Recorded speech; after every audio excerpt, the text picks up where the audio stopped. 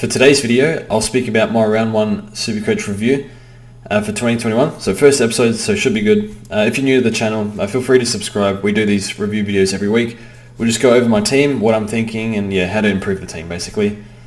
And so it should be good. Before I start, give a quick shout out to the round winner for this week, Crazy Frog. Shout out to him on Twitter. So I think he's in our Discord as well. So he said that he watches the channel, so very flattering. And well done on winning the $2,000. What was interesting is he's running 6 defenders and I think led in the mids, which is something I kind of thought about. But it worked out for him. Maybe I've spent too much. It makes me think, I look at his team and it's just a better version of mine really. So a bit demoralizing looking at that. But nonetheless, plenty of time to go, and he's in a great position. So well done, Crazy Frog. So for today, I'm ranked about 21k, so it's still early. You'll get a better idea of your rank at about round 5, round 6. And we scored 2007. The big issue is no Dustin Martin, or the other issue, which we can fix this week, but we benched Errol Gordon, who was unbelievable. So lost about 90 points there, but not much you can do about it. So we'll get straight into the team.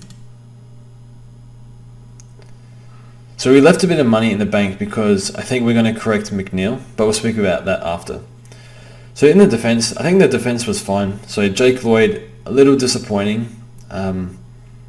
Maybe just because he hadn't had a practice game for a bit. He only played half of the practice game, and then he didn't play Amy for a knee issue. So hopefully onwards and upwards for Jake Lloyd, fingers crossed. I do always slightly worry about Jake Lloyd just because I feel like one day they're going to use him differently, because how they use him, I think Swan supporters kind of debate whether it's good or not. I didn't watch the game, but 98, I guess it's fine. Should be good. I think Swans are playing a bit faster football from what I'm hearing, so I haven't seen him, but maybe that's Don Pike, because that's how he played, he coached the Crows, so I'm not sure. Not sure that helps Lloyd, but I think it's fine. Jake Lloyd's there, sleep easy with him at D1.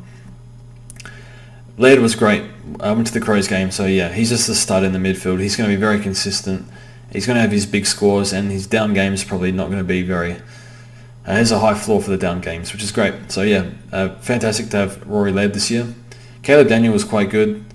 Just does whatever he wants. Pretty much is the quarterback. Same with Shaw. They're pretty much the quarterbacks of their team, and they're going to get heaps of kickouts and use the ball a lot. So that was good.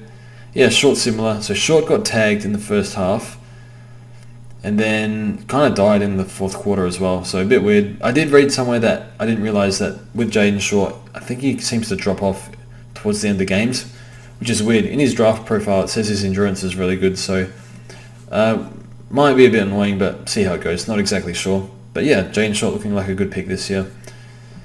There's a lot of good defenders though, so I'm not sure Short's going to be like top 6, but definitely around the mark. But it looked really good. We know he can drop a big score every now and then, so that's good. Jordan Clark was okay against the Crows. Geelong kind of struggled that game. They just looked pretty lethargic, a whole lot of them, but Clark was okay.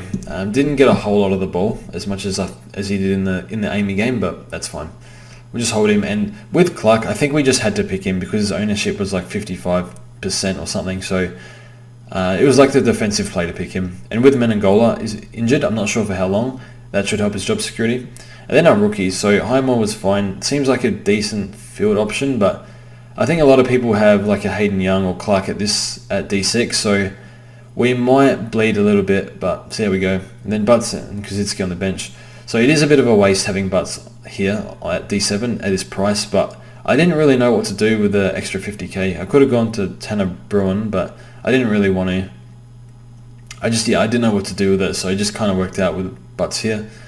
And Cozzy, I didn't watch the game, but that's fine, 53. Going to be a slow burn.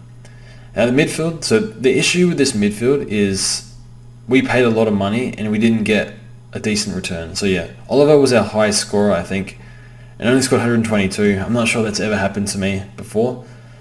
But this is a strategy I'm thinking because it seems like the defenders are scoring a little bit better.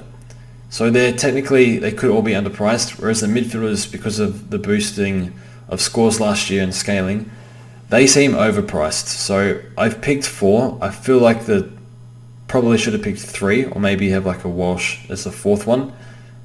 Then could have gone Butts to Young or something. So see how they go next week, but at least these guys are pretty durable, and it shouldn't have to, it should be easier to trade in defenders than it is midfielders. So I guess later on it'll help, but it might have been better to go an extra defender or something. But yeah, Jack Steele. So Jack Steele, really good first half, probably best on ground. I believe he was tagged by Ward and Cornelio from what I was watching in the second half. Only had 2 touches, but quite a few tackles. His work rate's really good, so I'm not really worried about Steele. A little bit annoying that he couldn't get the pill, because that you don't really see that from like McRae, Merritt or Oliver, having 2 disposals and a half, but they were just checking him at stoppages, and just outside game didn't get going. But I'm completely comfortable with Jack Steele. It's fine. Should be a great pick this year in my opinion, but see how he goes. Clayton Oliver, 122, so probably maybe underscored, had 35 touches, but I was slightly worried about his shoulder, so see how he pulls up. But watched him in the practice game against Richmond, and he was unbelievable. It was a sight to behold watching Clayton Oliver, so that's fine. First time I've owned him, so that's good. Jack McRae was pretty good. I think you just had to pick McRae, even at his price, once we saw he was getting a lot of inside mid-time. But yeah, I think we're going to captain McRae next week, although Gawn plays Hunter. So maybe we'll just see, maybe we'll have to think about that.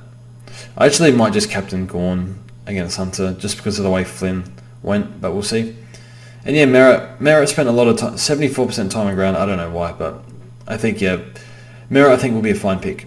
So yeah, Tom Phillips is in our midfield, and that's fine. I think with Phillips, outside types seem to be benefited a bit, as well as outside types. So, endurance and outside types. So that kind of helps Phillips. So see how that goes. But yeah, Hawthorn looked like they might be competitive. I thought they'd be like lock for bottom 4, but maybe not. And yeah, these rookies are, big problem. I think we'll just field Campbell, because probably everyone else is. Power, I think, will field as well, because he's just really low time on ground and just didn't get a whole lot of mid-time. We just have to deal with that. And yeah, we need to fix this. So yeah, I think we'll just bench Scott. And yeah, we'll definitely field Gordon this week. And then the bench is okay. McNeil, I think, we'd trade. But yeah, Scott hopefully holds his spot. Berry holds his spot. I think they all hold their spot. It's just, they probably might be slow burns. Berry can score. It's just maybe he needs a bit more time. Now in the rucks, so this is the major issue, I think, along with no Dustin Martin. So Flynn, pretty much, we've been in this situation before, but probably not as bad as this time. So Gawn and Grundy combined for, like 163, and then, Flynn 140. So Flynn almost beat Gawn and Grundy combined, which is ridiculous. So what do we do here? I have the option, I have Combin as my loop, so I could trade Combin, get rid of Gawn or Grundy, go Combin, and then just upgrade a rookie and bring in Dustin Martin or something, or bring in Tom Mitchell. I don't think I'm going to do it, because it's very awkward, because Flynn in round 3 and 4, he plays Gawn and Grundy. So that's kind of when we need to field him, if you fielding Gawn and Grundy already, or someone else. So it just doesn't, I don't think it works out very well. And like individually, I didn't actually see Melbourne, but just seems like he had a really slow start and a big second half. But with Grundy didn't really have anyone to hit to, because the Dogs were just sharking every single one of his tap outs. And yeah, the Collingwood midfield is not good this year. Pendlebury, one of the worst games I've ever seen Pendlebury play. Taylor Adams probably a bit underdone. He was awful. Probably his worst game ever as well. So hopefully they bring in Finn McRae. But yeah, I think that the hit-outs were there, and Steph always gives Grundy a bit of a hard time. So with Gawn and Grundy, definitely hold off this week, and we'll reassess next week. At this stage, I'm more highly likely to just hold, just because Flynn plays round 3 and 4, Gawn and Grundy back to back. Just it complicates things, but it's fine. But yeah, if you have Flynn on the field and you've don't have Gawn or Grundy, you're looking really good right now, especially if you've banked this 140. It's just it's really complicated the game, but yeah, right now it's looking really bad for Gawn and Grundy owners, but we just need a little bit more time. So next we have my forward line. So Dunkley, Atkins, Zeeble. So Dunkley was fine, just did as I expected. But yeah, he's not going to get all the mid-time, but he's going to get enough to score well, so that's fine. Even with Treloar coming, getting some more rotations, not worried at all. He'll be right up there. I still think he's F1 for the year. Tom Atkins was okay. A lot of contested ball, but gave away a fair few free. So there's upside with Atkins. I like his work, and just Geelong in general were terrible. So I think it's fine. I think we'll be fine with Atkins. And yeah, he's kind of our pod. We need him to do well. Because barely anyone has him, so see how he goes. But I think he holds the role, and see how it goes. And Zeeble was quite good today. See how he goes defending. I think he gave up some goals, I think, but getting lots of kickouts, probably Luke McDonald out helped. But might actually be a keeper. He's playing halfback, so looks okay down there. And then the rookie, so Warner was fine. I didn't watch the game.